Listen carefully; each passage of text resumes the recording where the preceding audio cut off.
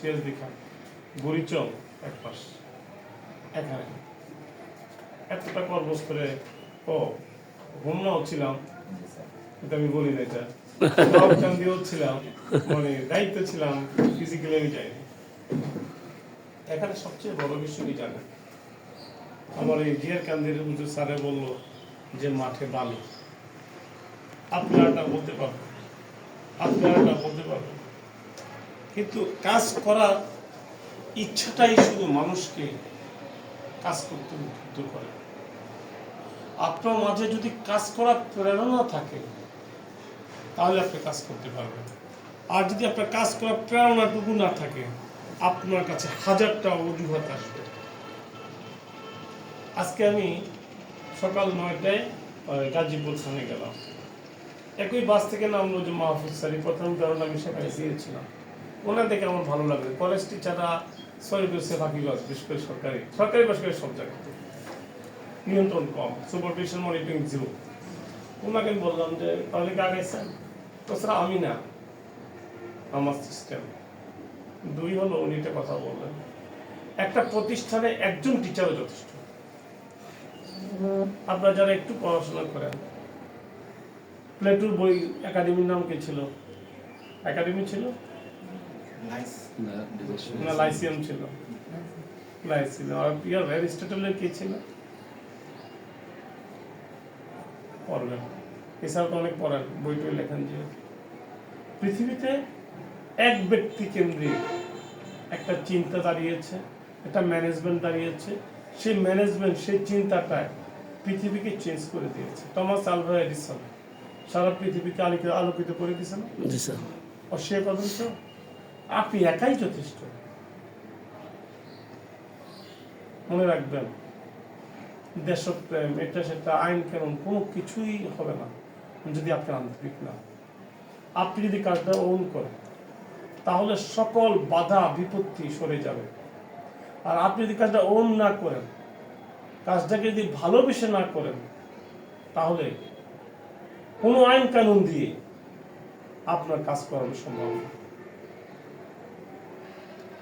আইন কানুন সাময়িক সময়ের জন্য আপনাকে আষ্টে পৃষ্ঠে বেঁধে আপনার কাজটা আদায় করতে পারবে, কিন্তু আপনি যদি এই কাজটাকে ভালোবাসি করেন তাহলে দেখবেন আপনার খুব ঠান্ডা পড়েছে, খুব রৌদ্র পড়েছে, খুব বৃষ্টি হচ্ছে, কোনো বাধা হবে না।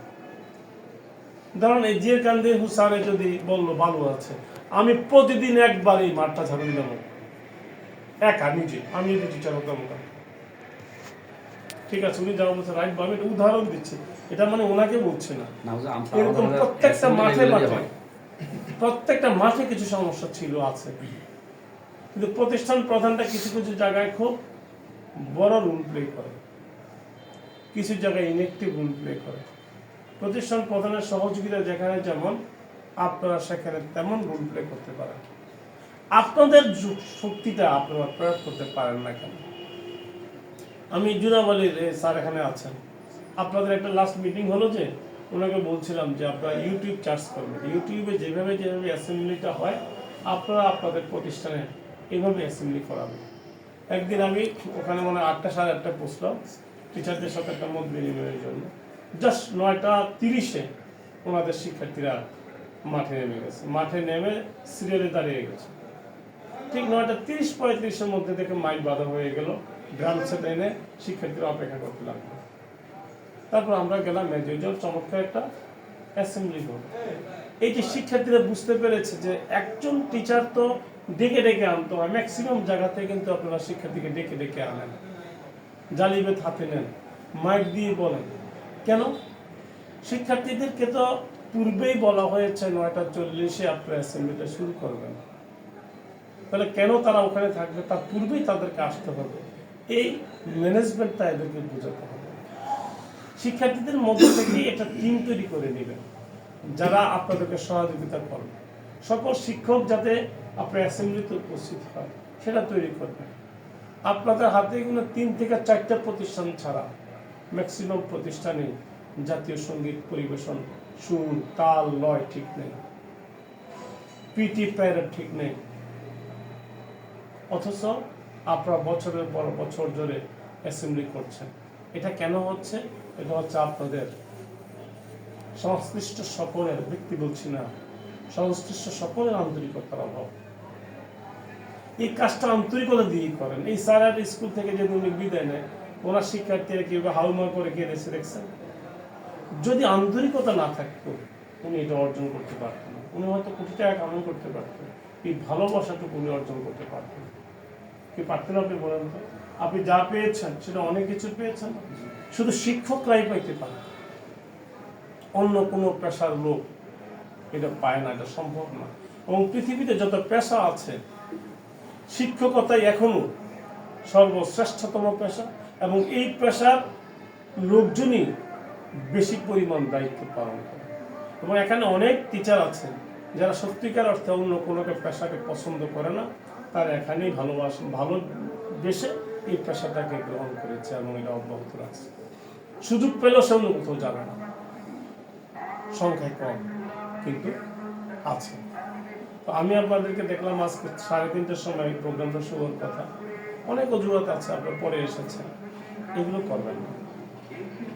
আপনার জীবনের প্রথম সফল হবে, আপনার মধ্যে কমিটেড থাকবেন আপনি যে আমি যেখানে যাব সেখানে আমি আলোকিত করবো স্থানটা, আমি সবার পূর্বে যাব।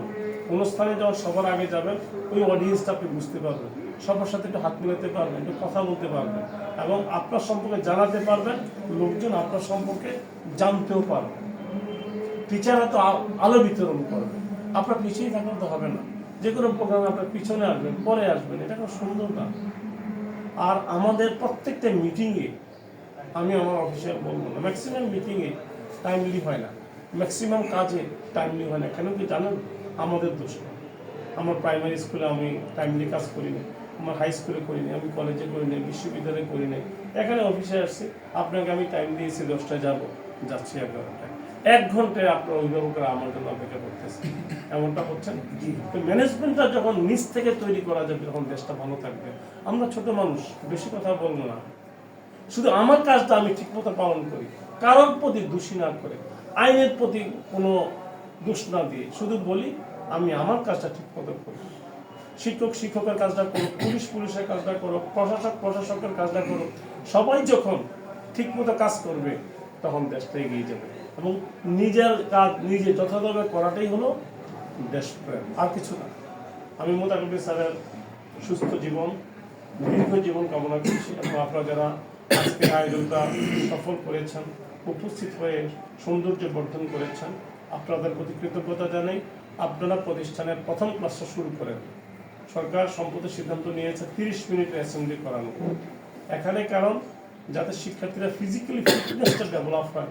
10 মিনিটের মধ্যে মাথা ঘুরিয়ে পড়ে যায়, এই নাগরিকদের দেশের কি হবে? তো আপনাদের হাতে এই শক্তিটা আছে, আপনারা এই ব্যাপারে খুব আন্তরিক হবেন এবং নিজকে প্রতিনিয়ত আরও বেশি যোগ্য করে তুলবেন।